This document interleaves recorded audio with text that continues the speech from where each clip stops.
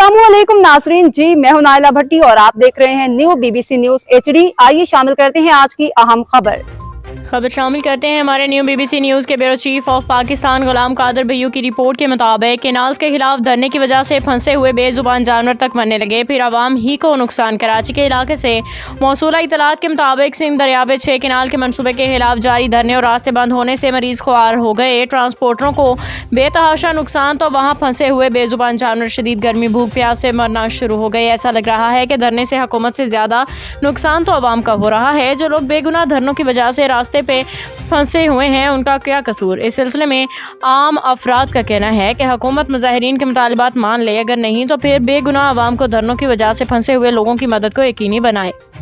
अब तक के लिए इतना ही। मज़ीद खबरों और अपडेट्स के लिए देखते रहें न्यू BBC न्यूज HD।